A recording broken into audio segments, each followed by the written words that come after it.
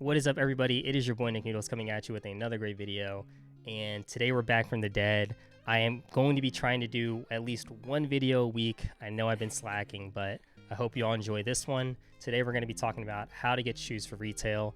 These are a bunch of different things that I do, and I really think that it contributes to my success, so I'm going to share it with you all for free. This will be 100% manual advice, so no botting whatsoever. You might have to spend a little bit of extra money, but honestly, I think it will be worth it in the end, especially because a lot of these things are super low cost, and it will definitely make up when you hit stuff for retail. The number one thing I recommend is joining a cook group. I made a whole video on cook groups here, and if you don't want to watch this video, in short, a cook group is a paid Discord server that's going to give you a bunch of release information and resources to help you get shoes for retail. I'm currently in browser. It's $20 a month. I'll have links in the description and on my Instagram at NickNoodlesYT, and you can join browser through there. It's $20 a month. I personally pay $15 because I've been in it since the start, and this group has made me so much money and has helped me get so many shoes for retail. I really cannot shill them enough. If you're looking for a cook group, highly recommend checking them out. And the three main things a cook group offers are: one, release information all in one place. So for me personally, I'm very busy. I don't have the time to, map out all these releases, what sites they're dropping on. Do they have resell? Will it be hard to get? And so a cook group just breaks all of that down for you.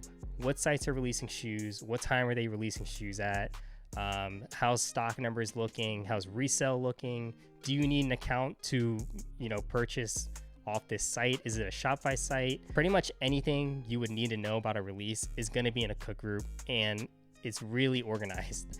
You can follow accounts like Soul Links and Sneaker Twitter, but then you're going to have to get notifications for literally every single thing that they tweet throughout the day. And for me personally, I just can't have, all these notifications on my phone. I like to just check Discord in the morning or check it at night and just see what's releasing throughout the week, especially with really busy months like March, where there's like a release every other day, it seems like.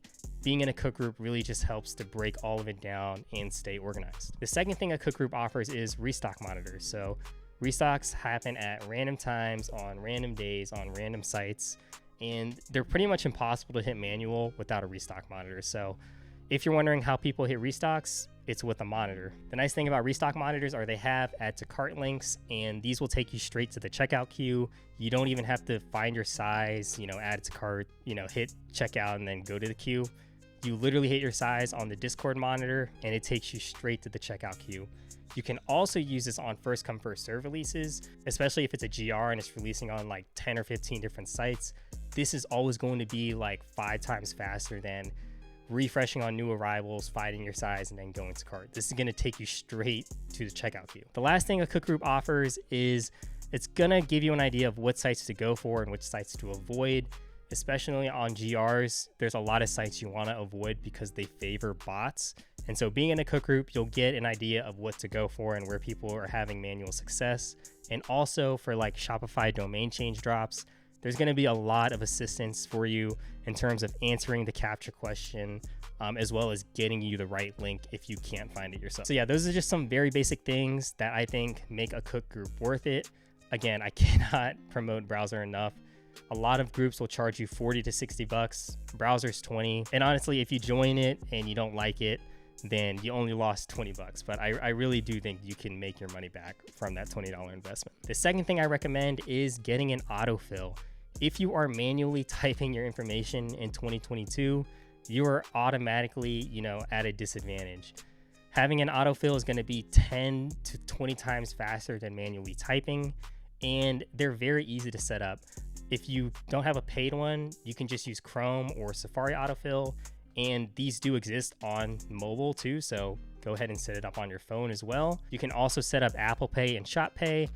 The only thing about those are it's not available on every single site, and even on some Shopify sites, they don't have it for certain releases, so it's always good to have Chrome and Safari as a backup. And then lastly, there's paid autofills, and these are ones that are slightly more advanced than like Chrome autofill.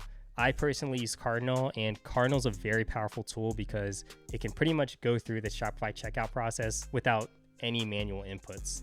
So for me personally, once I get in the queue with Cardinal, I can literally take my hands off the keyboard and it will blaze through the checkout.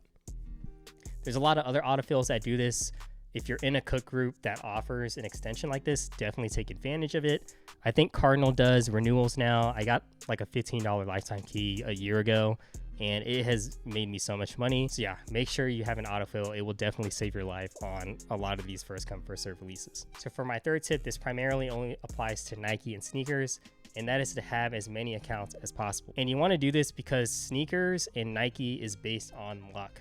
It doesn't matter how many L's you took on your next attempt, your probability of copying is pretty much the same. So you could take 100 L's in a row, and on your 101th try, your odds of taking an L are still the same. And you know, that doesn't really sound fair on paper, but that's just how probability and the sneakers app works. So the more accounts you have, the better chance you have of copying.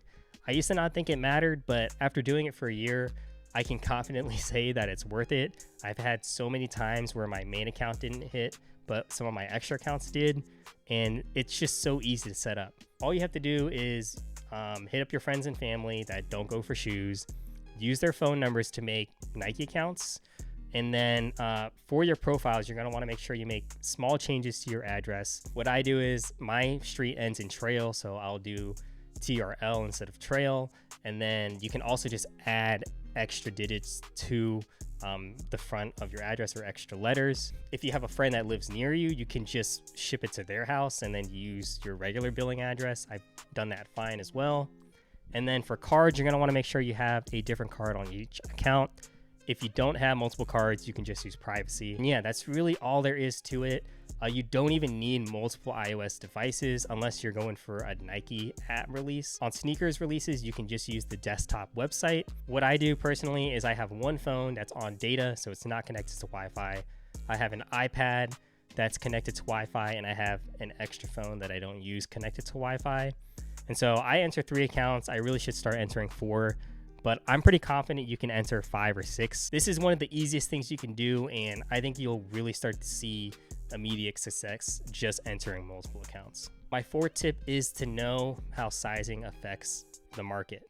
When it comes to shoes, size does matter, and before release, what a lot of resellers do is they look at StockX bids, and whatever has the highest bid is what they're gonna go for. So unfortunately, if that highest bid happens to be your size, you're gonna have a lot harder time getting that shoe because everyone's gonna be going for it to try and resell it. Especially with some shoes, for like if you're like a size 13 or a size 12.5, there might not be that much stock for that size. And again, supply and demand controls the entire market. So if supply is low for an item and the demand is high, resellers are going to be going for that because they know they can charge a super high price. So you may want to consider going for a different size that has higher stock, just so you can use that profit to buy your shoe. Now, obviously, this doesn't really make sense if your size is dramatically more expensive. So like if size 13 sells for $1,000 more than size 9.5, you might just want to call it quits on the size 13 and just go for the size 9.5 just so you can have some profit at the end of the day. If the resale price is super close, but your size is more limited, then you're better off just going for the more stock size, taking the profit, and then taking that and buying your own size. Lucky for me, I wear a size 9.5, which usually has the highest stock, and I think that's why I take a lot of W's. My 5th piece of advice is to know how captchas work and have Gmails ready for when you're going for first come first serve releases. So I have a whole video on captchas that you can watch. It will give you a better idea of how it all affects going for shoes. But in short, you're gonna wanna have Gmail signed into your browser so that if you do get captchas, they're easier. There's 2 main types of captchas. There's the regular checkpoint captcha. This is where you click the fire hydrants or the traffic lights. And the difficulty of this puzzle is dependent on the Gmail that's signed into whatever browser you're in. So if you just use your Gmail that you use for YouTube videos or email, it's gonna be a trusted Gmail account, and it's gonna give you really easy captchas to solve. So you wanna make sure when you go for a release, you're signed into some type of Gmail. If you're not signed into a Gmail, it could think that you're a bot, and it's gonna give you hard captchas to solve, ones that have slow fading images or really blurry images, or maybe you have to solve like 3 or 4 in a row. So again, make sure you have a Gmail signed in. The second type of captcha is HCAPTCHA. And this is the captcha where you'll have to answer some type of question and then maybe draw the box around something. So for these captchas, Gmail doesn't matter, so you don't have to worry about that, but you do want to be prepared for the questions. And the questions can be super random. It could just be like, what color is the sky? Or it could relate to the actual shoe. Like if a Jordan 1 is releasing, they might ask, what year did the Jordan 1 come out? It's just good to know any type of trivia related to the shoe releasing. When it comes to the draw the box captcha around an animal or something, or a plane, you're gonna wanna make sure that you take it nice and slow, or if you draw it fast, make sure that you make some type of small adjustment and you should be able to get through on your first try. My last piece of advice is to have the right expectations. Unfortunately, when it comes to shoes, demand always outweighs supply. And sometimes it can be like insane how low stock is. For super hyped collabs or like SB Dunks, supply is never gonna be on your side. Like we're never gonna see an SB Dunk come out and there's like 200,000 pairs. Like that just doesn't happen. So at the end of the day, you have to consider, how low stock numbers are. If there's like 20,000 total pairs, that means there's like 3,000 or 4,000 in your size, and just think of how many people want them. The biggest example I can think of is the Travis Scott fragment lows. Like there was 20,000 stock. That means there was probably like 3,000 or 4,000 in your size on sneakers. And just think there's probably at least 1 million people that want that size. So sometimes you have to step back and just realize that you have like a 1% chance of hitting some shoes. A lot of people don't realize that and they just blame bots. For me personally, I've never hit a Travis Scott shoe before, and I've only hit like one SB Dunk low for retail on sneakers. So probability is never on your side, especially on sneakers, and it's just something that you should think about. So yeah, those are just some things that I do, especially as someone who doesn't live near like any boutiques or any of the big Nike stores where you can do like sneaker passes. So yeah, I hope you all enjoyed this video. I hope you all got some good information, and I hope to see you on the next one.